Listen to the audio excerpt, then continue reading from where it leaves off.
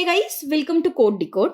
In this video, we are going to look into some top tricky microservices interview questions that are mostly to be asked in the 2025.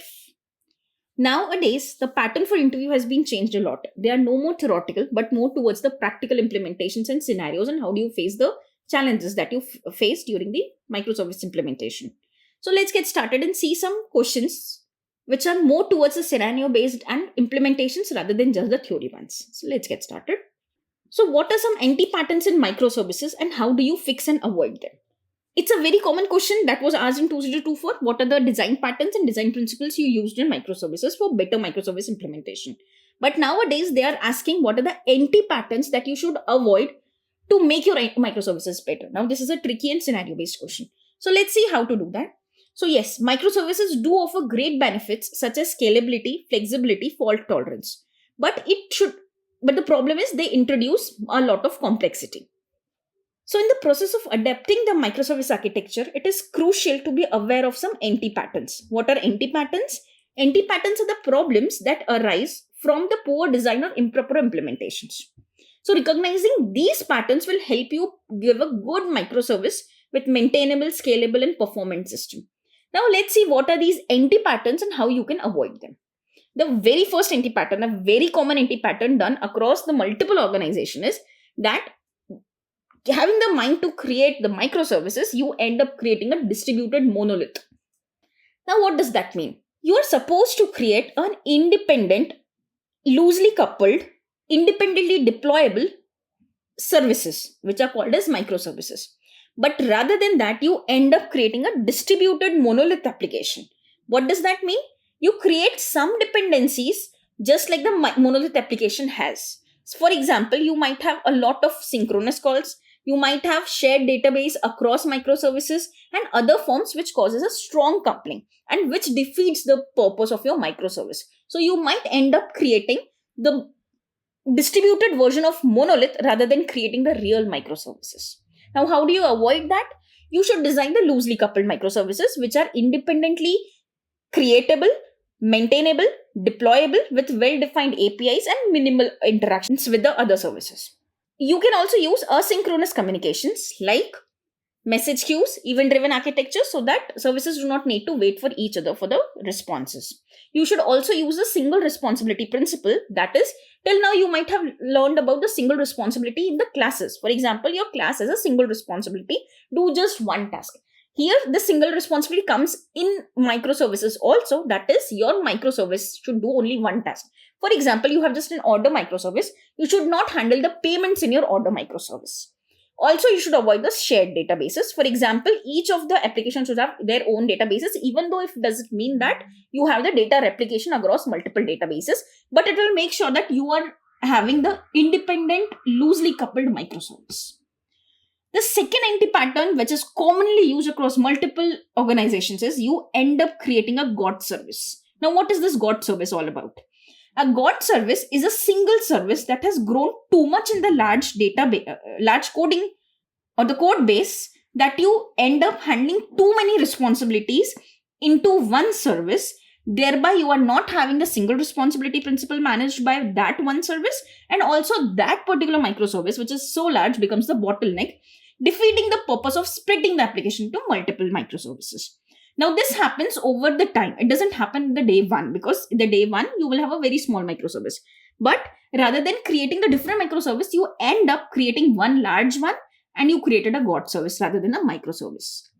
So how can you avoid that? You should split the services as soon as you think that your application is growing and going beyond your business capability. Also, you should make sure that you are using the single responsibility principle and you refactor as soon as you feel that it is growing too large and it is getting too many responsibilities. The third is the shared database anti-pattern. That is, as discussed, you should have a single database for each microservice. Multiple microservices should not have a shared database, which causes a tight coupling. So to reduce the tight coupling, each and every database should be having one-to-one mapping with the microservice.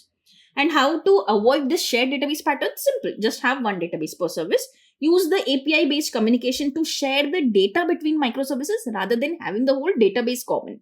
This is a very basic mistake that we do, that rather than having the latency because of API communication, that user service is asking for the order details with the order ID to the order service. To prevent this latency of API call, you are giving a shared database for orders as well as users. But this creates a tight coupling anti-pattern, which should be completely avoided in microservice. Yes, that might always end up with multiple microservices having replicated and redundant data, but that's okay. Fourth anti-pattern is you are doing the tight coupling via synchronous communication. For example, you have an order service, an email service, which will send an email when the order is done. Then, if you're sending an email through an HTTP call or the REST API call through a synchronous call, you will create a cascading failure risk. For example, if your email service is down, even your order is not placed, which should not be the case. So you are creating tight coupling between multiple microservices with the synchronous or REST API based type of communication. How to avoid that? You should go for asynchronous communication using Kafka RabbitMQs. You should use circuit breaker patterns. Suppose your email service is down, you can just send that email will be sent later on, our service is down. Please go ahead and make sure that your order is successful by doing the payments. Also, you can go for retries and timeout. So if your email service is down for some reason, you can try 3 times, but even after that, you can just give a timeout that don't retry anymore and avoid any bottlenecks by multiple exponential calls. Fifth is lack of service autonomy. Now, what is service autonomy? That is a very simple that you should have your services independently deployable, maintainable, creatable. So lack of autonomy leads to slowdowns, bottlenecks, coordination issues, and difficulty in scaling and deploying. And how do you avoid that? You should make sure that you have a proper DevOps approach. That means you have a proper CI/CD deployed for each microservice to be independently deployed. You should avoid dependencies on other microservices, and you should embrace the eventual consistency as far as possible. If you go for strong consistency, you will end up having asset properties and one application depending upon another. We will see what is eventual and strong consistency later in the upcoming questions. The sixth anti-pattern is not handling the distributed tracing and monitoring. Now, it's a very good point. Suppose I have order service, payment service, delivery service. Now, you have to have one tracing across all the microservices for one transaction. For example, I as a customer select something in my cart, place an order, and delivery is to be expected. Now, something goes wrong if the tracing is not managed across multiple microservices with say T1, T1, T1, T1 across all the microservices, and there's some T2 coming into picture, that is a tracing 2 coming into picture, then you will not be able to figure that out from the Splunk logs. To be able to figure that out, you have to make sure that a consistent distributed tracing and monitoring is done across all the microservices to prevent any performance bottlenecks, failures, and unable to find where the issue actually lies in which particular microservice. So how to prevent such kind of issues? You have to implement distributed tracing with Zipkins. You have to have the centralized logging with maybe Prometheus with Grafana or ELK stacks. You have to have the proper health checks with Kubernetes or Spring Actuators to make sure each and every microservice is available all the time. The seventh anti-pattern I find a lot is you have an overloaded APIs. Now suppose you have 3 consumers of one API. They all need some different kind of data for their own use case. What you will do? You will end up one API doing multiple things so that you will be able to, in the response, give all the 15 attributes required by all the 3 clients. But that is a very bad thing to do because you're overloading one API to do all the tasks. You should not do that. Rather, what you can do is you can use GraphQL to use such complex use cases. That is, multiple consumers needing different subset of data can consider using GraphQL to allow the clients request only the data they need so that not everything is done into that particular API, increasing the latency. Also, you can do versioning of your APIs to prevent the breaking changes for your clients to have the proper backward compatibility. Now, yes, I do use a lot of technical stuff here. For example, backward compatibility, versioning, GraphQLs. A lot of things have been used in this video. If you find any of the technical term confusing, you have to let me know in the comment section. I'll create a complete separate video on all those important things. For example, I'll create a video for GraphQL for you.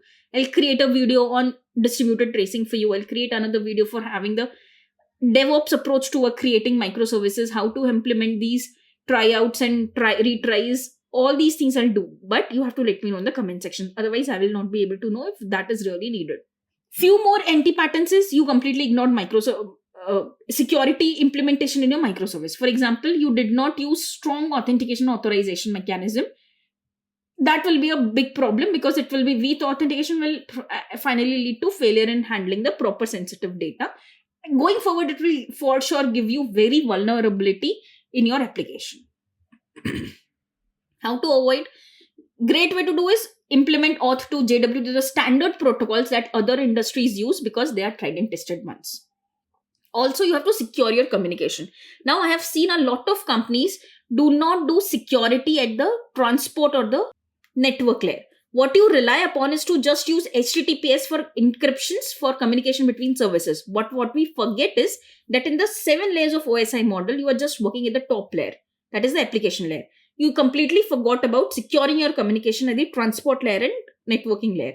So there you can use TSL or SSL layer to encrypt your communications between services at the transport layer, or you can use IPsec at the network layer. A lot of, again, technical stuff, let me know in the comment section. I'll give a better video on that. The next is you can do the role-based authentication to ensure that who needs what was given to only them. The last anti-pattern that I see nowadays in most microservices is that you over-engineer the system. That is, just to make your system perfect, you try to over-engineer things. So this will lead to lots of complexity, overheads, longer development cycles, moreover spillovers in the sprint cycle. This is not good. You should always use the strangler design pattern, first of all, to migrate from monolith to microservice one, or then keep on applying the KISS principle, that is, keep it simple, stupid. Do not introduce unnecessary complexity until unless it is really required, and iterate and evolve over the time to increase your architecture in the better way. For example, you might start using the synchronous design patterns, but you might end up into using the asynchronous communication using Kafka for email communications. So that's how you should go step by step rather than doing everything at the front. So these were some anti-patterns. Now quickly looking into these anti-patterns, you should not create the God service, which are the large services. You should rather split them and refactor. You should also not have the shared databases. They should be database per service. And you, to have the data from the another microservice, use the API-based communication or use the async-based communication. There will be data duplicacy, but that is okay.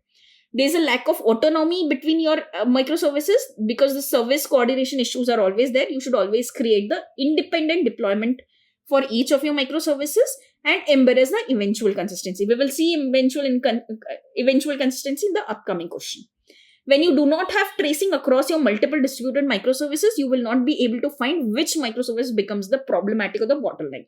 So for that, use the distributed tracing and the centralized logging. If you have the poor API design, that is, you are overloading your APIs with multiple things. If you're 3 consumers, you're doing everything for all the 3 consumers, 2 being unnecessarily done, then that will give the latency issue and the performance issue. So use GraphQL for such use cases. You are ignoring security, you will be in the trouble at the end. Try to use the standard authentication authorization mechanism across the services, that is auth to JWT tokens.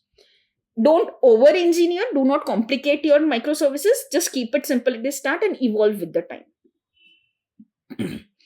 If that is considered, now let's see how do you handle the data consistency across distributed systems. This is very important because you have now done, make sure that you have made sure there is no anti-pattern. You have done your microservices very, really good. How do you maintain the data consistency across multiple systems? For example, if I'm placing an order but my payment is failed, how do you make sure that your order is also cancelled? That is data consistency across multiple microservices. So first of all, you have to make sure that you clarify your requirement from the interviewer. Ask them what is the real need. So for this, you have 2 systems for consistency: the strong consistent systems and eventual consistent systems. The strong consistent systems are those systems like I have explained, like the payment service and order service. So as soon as your payment is failed, your order should immediately be cancelled. It should not wait for that. It might come under the strong consistency scenario. Now, eventual consistency is temporary. There will be some discrepancies between replicas, but at the end, all the replicas will come to the leader same value. eventually, later on. That is not that instantly when this happens, that should happen. For example, in a CQRS design pattern, what we do is we have one master table, which is the write table or the update table, and all others are the read tables. So as soon as you write, doesn't mean all your replicas who are having the right data replications at their own nodes will be consistent as soon as you write. There can be some delay between you write to one database and you can read from the another database. So there is one node for write and there are 3 nodes for reading. It can be the case that when you read from the node 2, there might be the case you read the stale data. But when you read it second time, you will be eventually consistent. This is an eventual consistency which is okay in multiple cases. For example, sending an email after the order is placed successful. There can be the case email is not sent as soon as your order is marked as success. You might receive the email after 5. So if data consistency is clear, let's see strategies to make sure that your data is consistent. The very first is 2PC and 3PC. These are for the strong consistency. That is, asset property is maintained. That means either everything is done or nothing is done. So in the 2PC, you remember there is a coordinator sending the prepare message. If all participants says yes, then coordinator sends the commit message. But there is a catch, there is a drawback. If the coordinator fails or if any participant is failed and did not send the yes message, then complete system is failed. And it is very difficult to recover also. So 2PC was not that much fault tolerant. There comes the 3PC. In the 3PC, it adds an extra phase where there is a pre-commit phase along with the prepare phase. That is, the coordinator asks, is everybody ready? When they said yes, the coordinator says pre-commit phase. Now, if anybody fails in the pre-commit phase, that means that yes, everybody is ready, but in the pre-commit phase is failed. That is why everybody commit. Now, 3PC is better than 2PC in handling the failures, but it is still very complex. Now, next comes the eventual consistency. That is, later on, all the other replicas will be consistent with the system. Not asset properties are followed every time. That means there can be the case that you write somewhere, but when you read from somewhere, you still read the stale or the old data. You will not get the updated data. That is eventual consistency. And how do we achieve it? We achieve eventual consistency using either CQRS design pattern or the event sourcing or the Saga design pattern. In all the 3 situations, what you do is in CQRS, you read and write to different databases and eventually they interact with each other through Kafka or some asynchronous ways. Whereas in Saga, you does not share a single database. Rather, what you do is you create the set of local transactions. When that particular transaction is success, then fine. If anybody fails, then a compensating reverting action is done for all the previous steps. That is Saga design pattern with a coordinator and orchestrator pattern. All this has already been covered in a very different video where we have implemented Saga. The next is, even if you have the eventual consistency, you have to make sure that data duplication is not there. You can do that with idempotency and retries. Idempotency means that when multiple repeated requests comes into picture, they should not be processed by the system again and again. It should be done only once. Also, with this eventual consistency, you can leverage the event-driven architecture using Kafka and RabbitMQ for the reliable and relevant event propagation across multiple microservices. So that was about managing your data consistency in distributed systems. So you have 2 types of consistency, strong consistency and eventual consistency. The strong consistency can be managed by 2-phase commits or 3-phase commits. The eventual consistency will be done by event sourcing, CQRS, Saga design patterns, making sure that you are having idempotent events and using the event-driven architecture using Kafka. Now, the third very challenging question is that what are the challenges you faced while implementing microservices? How did you address them? So yes, microservices comes with numerous benefits like scalability, flexibility, fault tolerance, but it provides several challenges and we will see what are those challenges. The overall challenges are that how do you communicate between microservices? The second important challenge is how do you maintain your data management? How do you do the service discovery and management? How do you do the fault tolerance and resilience? How do you do the monitoring and logging and debugging in the distributed system? And how do you manage the distributed transactions? How did you implement security across multiple microservices? How do you implement CI/CD? How do you organize your team for such microservice structure? So let's quickly see what were the challenges. How did we face that? The first challenge we faced was, how do your microservices communicate with each other? Now, since if you have used synchronous communication, that means until unless the second microservice does not respond to your first will be blocked, which will cause the bottlenecks. Also, if your second fails or is temporarily unavailable, your first keeps on waiting, leading to cascading failures. Also, it increases the dependency on the second microservice. So how to address it? You can use the asynchronous communication. You can use the event-driven architecture. You can use the API gateway to abstract inter-service communication and handle all the authentication, rate limiting, load balancing at that level. The second is the data management and consistency issue. Now suppose you have multiple data spread across the multiple microservices. Then how do you ensure that all the microservices have the latest and correct data, especially during the eventual consistency? How do you prevent the data duplication, and how do you handle the distributed transaction? So how to handle that? You can use the CQRS design pattern, Saga design pattern, event-driven design pattern for eventual consistency. You can use database per service pattern to prevent the tight coupling between the multiple microservices. And you can use the data replication using the Kafka and all, just to have the data replicated enough across all the services so that even if leader dies, your another in-sync replicas will be able to answer you. This is again a very important microservice integration. What is ISR, in-sync replicas? You should know that in Kafka, there are multiple ISRs, just not the leaders. We'll see in the Kafka video that. Another challenge we face is service discovery and management. For example, you have multiple microservices spread across the distributed environment. How do you make sure that one service is able to find out the another service? This issue is already covered when we were covering the Eureka in the microservice. In that video, you will be able to find the real service discovery use case and how do we fix it. So you can, to solve this issue, you can use the service discovery patterns like Eureka or Kubernetes built-in service discovery patterns. You can use the health checks, and you can use the centralized configurations like Spring Cloud config and all those to manage the central configurations to manage the consistency across all the microservices, and so that every microservice is able to find each other. The fourth challenge that we faced was fault tolerance and resilience. To fix it, we can use the circuit breaker pattern or resilience for the Hystrix for fault tolerance. You can use retries and backoff, basically the exponential backoff, to avoid overwhelming the services with n number of retries. Also, you can use the timeouts and failovers to make sure that even if the retries are done, after some time the timeout happens and we give the basic user-friendly message back to the user. The fifth challenge you face is monitoring, logging and debugging. It was easy in monolith one, but in the distributed scenario, tracing is very important. So you can use Zipkin. For centralized logging, you can use Splunk. For matrices and dashboards, you can use the Prometheus and Grafana.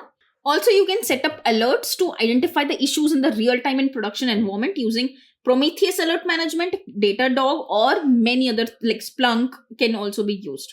Another challenge that you face is managing the distributed transactions. Now, how do you manage the distributed transactions across multiple microservices? The simple answer is either use the event-driven transactions or the Saga design pattern. The seventh security challenge was, how do you make sure that a proper enterprise level security you have implemented? So you can use Auth2 JWT with maybe the Okta to be implemented to implement the security. Also at the transport layer, use the TSL, SSL encryptions. You can also use API gateways to manage all your authentication authorization at just one place. Do the rate limiting at the entry point of the system only, so that you don't have to do that security management across all the microservices. This eighth challenge was how to independently deploy the CI/CD pipelines for all the microservices. So you can use a proper tools like Jenkins, Circle CI.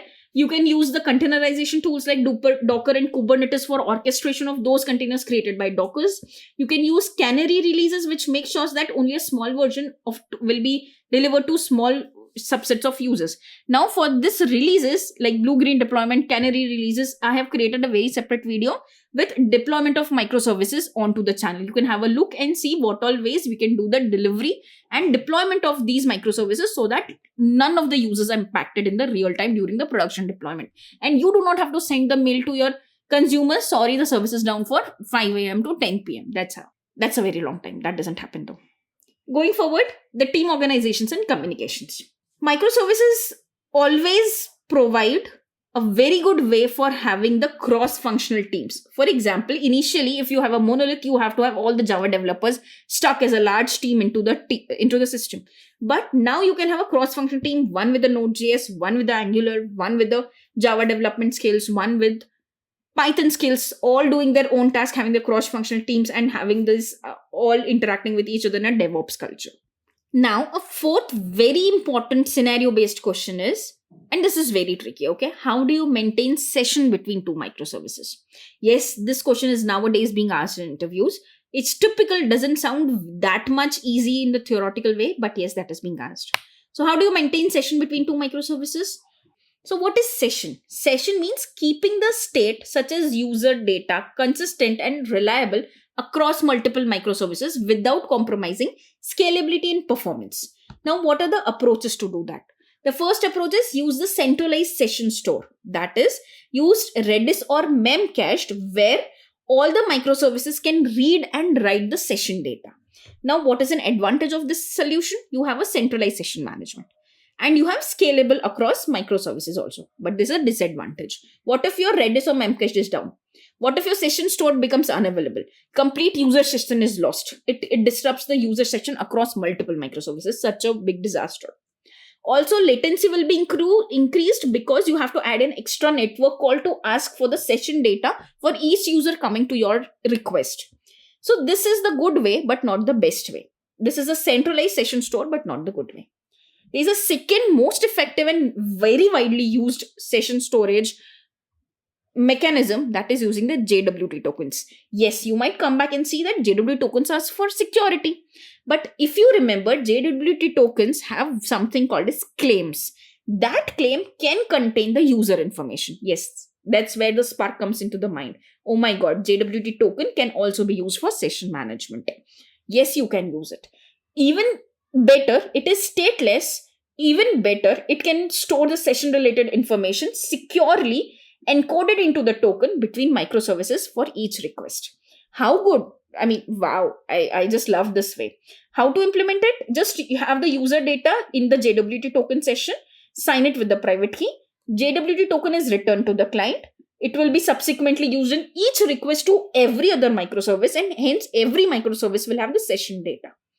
And then each microservice can verify using the public key and authenticate and extract the session data from the claim. So beautifully done, right? It does have disadvantage, I'll tell you what. First, let's see the advantage. First of all, it is stateless. None of the microservices have to maintain any of the session for any of the users. It will be given by default in the JWT token that you will receive as a part of your header. Scalable, because all the microservices with minimal overhead will have all the tokens. Third beautiful thing, it is so secure. JWT tokens are cryptographically signed and it ensures the data integrity and authenticity. What is the disadvantage? Token can expire, and if the token is compromised, there is no way to invalidate or revoke the client data. So do not give any of the sensitive information, user sensitive information like passwords, client secrets into the token. Also, the token size becomes large with multiple claims into the token, which might impact the network performance. So yes, it is a beautiful way, but a tricky way. So basically, it's session bound. It's not the HTTP request bound. With JWT token, you have bounded it to the JWT token's expiry, which is bad. The third is the sticky sessions that you do with the load balancers. Now, this is something new you might come across, but this is a way that your microservices are deployed behind the load balancers. Now, sticky sessions can be used to route a user request to the same instance of the service based on their session ID or the token. Typically, tricky thing. But you manage the sessions with the help of load balancer. That is how do you implement it. The load balancer is configured to use the sticky session typically by relying on the cookie or the IP address and is going to redirect the same user to the same microservice instance every time. So suppose the user logged into one instance. So there are suppose 3 instances.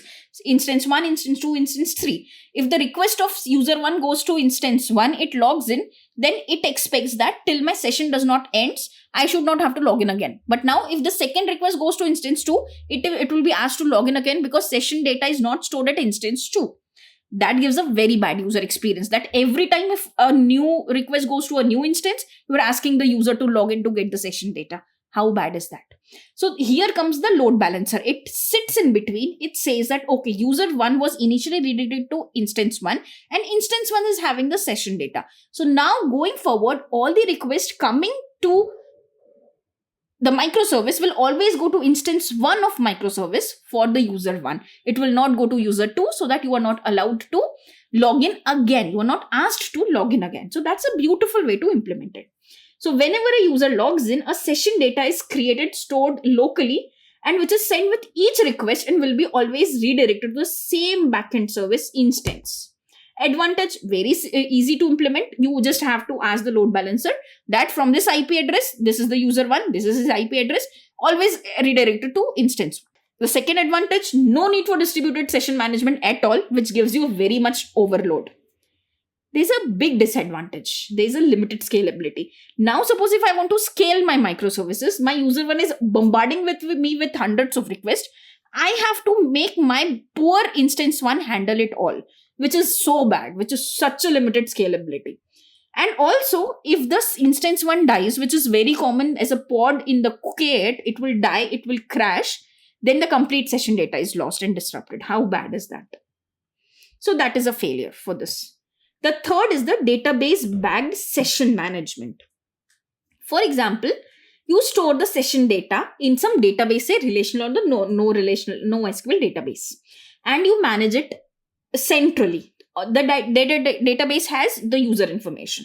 Now, how do you implement it? When the user logs in, the authentication generates the session ID and stores all the session information like users, role, preferences in the database. Now, whenever a request comes to one microservice, that checks that session ID, retrieves the session data, do the authentication, authorization, but that happens with each and every request for each and every microservice. Advantage, it is centralized and the data is consistent in the database. Also, session data is persistent, can accessed by every other microservice centrally without even if the user disconnects and reconnect later, the persistence is maintained in the database layer. There's a disadvantage to this pass. What is the disadvantage? Every time a request comes, a call goes to database, gets the session data, and an increased latency is there because one extra call goes to database to get the session data, which is very bad.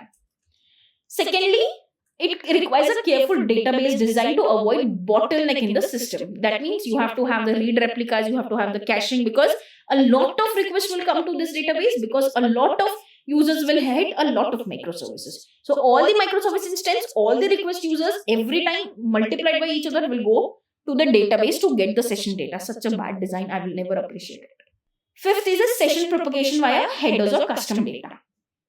Now this is a good way in a way, and most of the organizations use this. What happens is, you maintain the session information into the headers and the custom metadata in the API calls between the microservices. For example, how to implement it? A central authentication service or the API gateway first of all authenticates the user, and then it propagates the session data either in the HTTP headers like XAuth token, X user ID, X user role, either in the HTTP headers or in the metadatas. Now, each microservice will extract the session related data from the headers and use it to process the request. Such a beautiful way. I think it is a very beautiful way, because only one instance, that the API gateway has to do all this tasks, and all the multiple microservices will be able to get the session data. So this can be done also with the lightweight token or the custom headers or the session data. Good thing is, it is decoupled. Each service do not have to manage the sessions directly. The session data is simply passed along. Also, it is a centralized one. But the disadvantage is sensitive data exposure. If you are thinking of using the tokens, then you are at wrong point, because your claims and that can be easily tampered. You cannot have sensitive data there. Also, limited to request lifetime. The only disadvantage I find to this is, which I don't find that much bad, is it is not a session scoped. It is rather a request scoped. So even if you say that you are doing the session management, you are doing the session management only till the request scope. Because if the request adds, your session data is also lost, because it is the header of the request. At any point of time, if you feel it is going too much technical or I'm going really fast, let me know in the comment section. I'll explain that part again. But these are very important interview questions which are actually being asked right now. The next is to use a distributed cache. Again, use the Redis or meme cache. How do you implement it? User logs in, it's going to store the data in the distributed way, and advantages that it is very fast because it is distributed and it can handle the multiple loads and scale horizontally.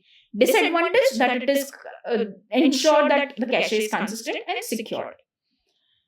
Eviction is also a disadvantage. Session data may be evicted or expired from the cache, which causes a potential loss. So conclusion, what are the ways? Use the JWT tokens, which I like. Centralized, very bad option. Sticky sessions, I'm fine with it. Distributed cache, I'm fine with it. So the best way I find is either session propagation via metadata or the JWT tokens. So what are the ways? If database back session, generate the session ID, store in the database, and that is reliable.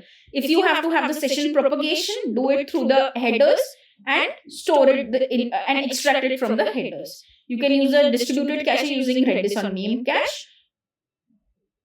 You can use a centralized session store again with the Redis and Memcache. You can use the sticky sessions, you can use the JWT tokens, and at the end we have the 4 ways: JWT, session storage, centralized one, sticky sessions, and distributed cache. I think that was all about it. I have one more question left, but time doesn't permit me with that. There's one more important question that is being asked, like if one of the microservices you recently deployed is giving the high latency, how do you fix that? Now there are multiple things to do it. If you want more such questions that are currently being asked, this much scenario based and technical, let me know in the comment section. I'll create the second part of this video. Thank you.